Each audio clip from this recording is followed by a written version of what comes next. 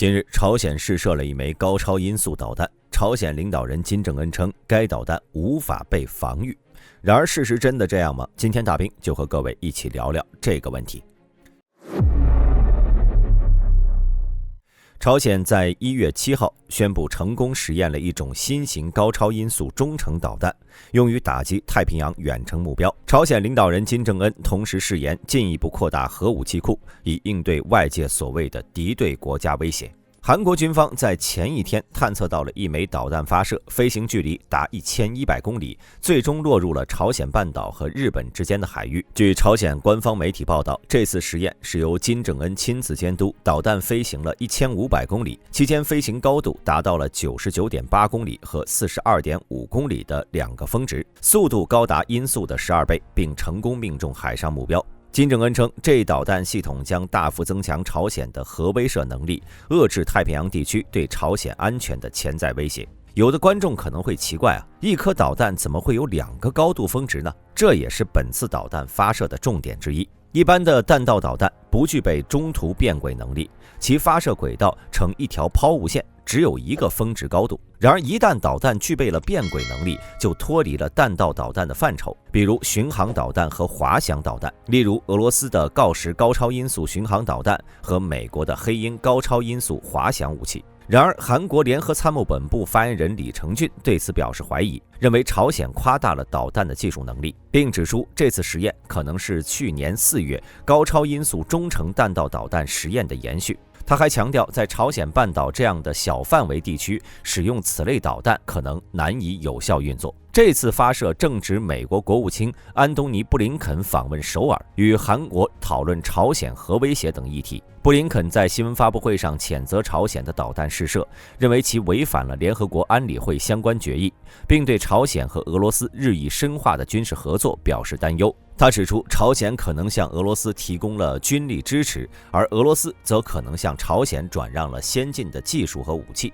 包括卫星和空间技术。朝鲜近年来多次展示和试射具有高超音速能力的中程导弹，这些导弹旨在突破区域导弹防御系统，并提高生存能力。然而，外界尚不清楚朝鲜是否真的实现了其所声称的技术突破。分析人士担心，与俄罗斯的联盟可能会通过技术转让，进一步提升朝鲜的军事能力。金正恩在多次报告中称，朝鲜将美国作为首要目标，其导弹无法被拦截。然而，事实真的是这样吗？2022年，美国战略和国际问题研究中心发布了一篇助推断导弹防御的报告，描述了美国对包括朝鲜在内的导弹防御计划。接下来，大兵就和各位一同解读一下。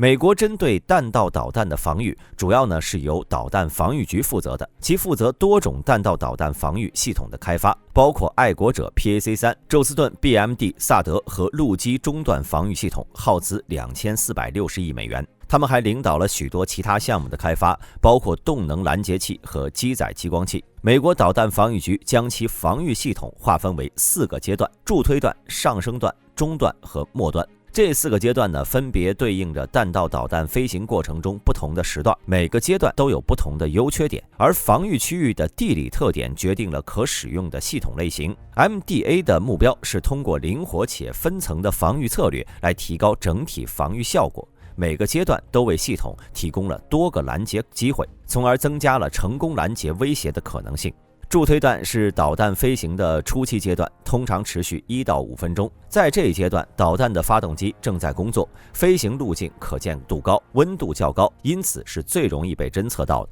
这使得此时拦截成为最理想的时机，因为摧毁导弹的早期阶段有助于减少后续威胁。拦截导弹的系统和传感器需要靠近发射地点，因此面临着地理限制，尤其对于大国来说，这种接近性较难实现。不过，拦截导弹的碎片通常会落在发射国领土上，减少了对其他区域的影响。在助推段的防御研究中， MDA 曾开发了几种方案，比如动能拦截器，在2003年获得了合同，由诺斯罗普格鲁曼公司负责研发。虽然该计划最终因为技术难题被取消了，但其实验为未来的助推段拦截系统提供了重要的技术经验。另一项研究是空中激光拦截系统，该系统是利用747型飞机上的高能激光进行拦截。尽管该系统在实际应用中存在局限，最终也没能继续发展，但它展示了空击激光拦截的潜力。上升段是导弹飞行达到最高点前的阶段，尽管比助推弹拦截更具挑战性，但依然比后期阶段要更容易。这一阶段拦截成本较低，也减少了可能对目标区域产生的碎片影响。在上升段拦截时，所需拦截器的数量也较少，能够有效地应对来自多颗导弹的袭击。上升段拦截技术仍处在研发阶段，尽管 MDA 正在开发一系列拦截技术以应对这一阶段的导弹威胁。例如，早期拦截系统正在探索如何利用现有的数据来增强拦截成功率。虽然相关项目仍然保密，但这领域的技术发展在未来可能会成为重要的防御手段。中段开始于助推器燃烧结束后的自由飞行阶段，这一阶段可以持续长达20分钟。导弹会进入太空，通常会在返回大气层时烧毁任何残余物，因此地面拦截系统可以用于防御长程和中程弹道导弹，而移动式防御系统则可以应用于对短程导弹。目前中段防御的关键技术包括地面导弹防御系统和 Aegis 导弹防御系统。GMD 则主要用于拦截长程导弹，而 Aegis 系统则具有更广泛的防御能力，可以应对各种弹道导弹的中段威胁。MDA 还在研发多个杀伤载具，但该项目已被暂时取消。末端防御是拦截导弹的最后机会了，通常发生在距离目标非常近的地方，因此容错率非常低。尽管这是最不理想的拦截时机，但它仍然是必要的，因为它能提供最终的保护，防止导弹攻击到目标。末端防御的主要系统包括末端高空区域防御系统和爱国者3系统，这些系统目前已投入使用，能够有效拦截短程、中程和部分长程弹道导弹。因此，美国和以色列开发合作的箭式导弹在此阶段也起到了重要作用。美国导弹防御局防御的工作大多数集中在中段和末段导弹拦截系统，但从2017年起，朝鲜等国在提升洲际弹道导弹能力方面取得了显著进展，特别是在机动载入和诱饵弹头等技术上。这一进展促使美国重新聚焦于在导弹的助推段进行了打击，以增强国土防御体系的能力。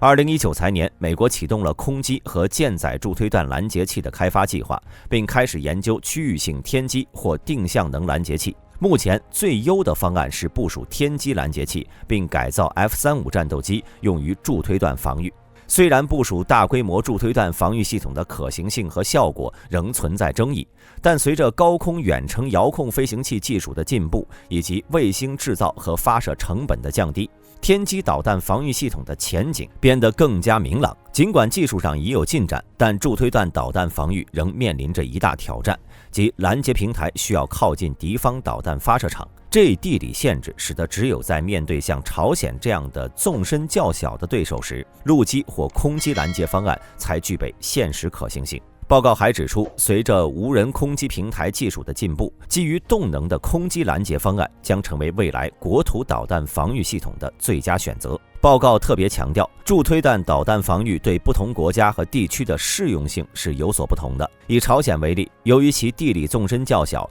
空基拦截平台更容易实现拦截，但像对于俄罗斯这样的国家，情况则截然不同。针对这些大国的导弹威胁，必须制定更为复杂的拦截策略。此外，报告也指出，增加助推弹拦截能力将不可避免地影响到其他导弹防御项目的资金分配。目前，美国国防部正在进行中段防御系统更新、天基探测系统优化以及高超音速武器防御等方面的投资，已占据了导弹防御预算的大部分。因此，在助推弹防御上要进行更多投资，将要克服巨大的资金压力。在技术和实施方面，报告还介绍了天基和空基拦截系统的潜力。随着航天发射技术的进步，天基助推弹拦截系统的成本已大幅下降，未来可以利用更低成本的猎鹰系列火箭进行发射。此外无人机技术的进步也为空基拦截系统提供了新的可能性。高空长航时无人机可以有效地支持传感器系统和拦截器，成为空基导弹防御的理想平台。那么说了这么多，我们不难发现，美国对弹道导弹这件事儿也没有100%的把握拦截。归根到底还是概率性事件。想要提高拦截的成功率，最简单的办法就是增加更多的拦截器。美国在亚太地区的反导系统部署现状是其全球战略防御的重要组成部分，涵盖了海上、陆基和区域性防御体系。这些部署不仅增强了对区域内弹道导弹威胁的防御能力，还对美国本土安全起到了补充作用。首先，基于海上的宙斯盾导弹防御系统，美国海军在亚太地区部署了17艘配备宙斯盾系统的驱逐舰和巡洋舰。这些舰船能够在中段和末段拦截短程、中程弹道导弹，具备高效的追踪、锁定和拦截能力。宙斯盾系统不仅能防御区域内的威胁，还能通过监测洲际弹道导弹，并将数据传回给阿拉斯加和加利福尼亚的陆基拦截器，为美国本土提供防护。美国海军计划到2030年，宙斯盾系统的舰艇将增加到57艘，同时部署560枚 SM-3 拦截弹。在其他方面，海基 X 波段雷达和夏威夷的长程雷达系统也是美国反导体系的重要组成部分。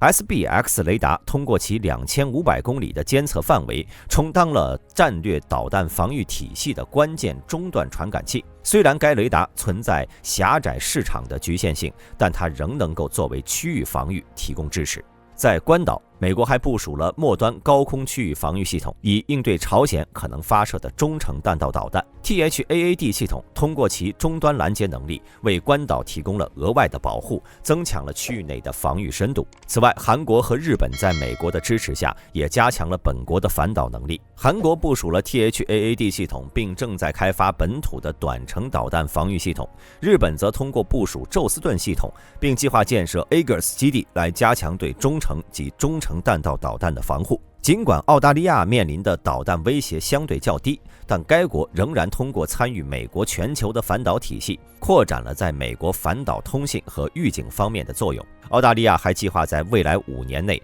建设具备反导能力的宙斯盾驱逐舰和护卫舰，以进一步加强其防御体系。总体来看呢，美国在亚太地区的反导部署充分展现了其全球防御战略的多层次防护能力，并通过和区域盟友的紧密合作，形成了对多种导弹威胁的防御网络。2020年，美国国防部陆军部发布的朝鲜战术报告中，估计朝鲜是拥有20到60枚核弹，并且朝鲜每年有能力制造6枚新的核武器。保守估计，在2025年，朝鲜将拥有90枚核弹头。而阿里伯克级搭载的 SM-3 拦截弹成功率为66%，再加上其他陆基、海基反导系统以及朝鲜核武器的数量，难以突破美国对其的防御网。就算朝鲜从俄罗斯手中获得了高超音速巡航导弹的技术，情况也不会有太大变化。俄乌战争已经证明了这一点。对此，各位有什么看法？欢迎在评论区留言讨论。我是大兵，我们下期再见。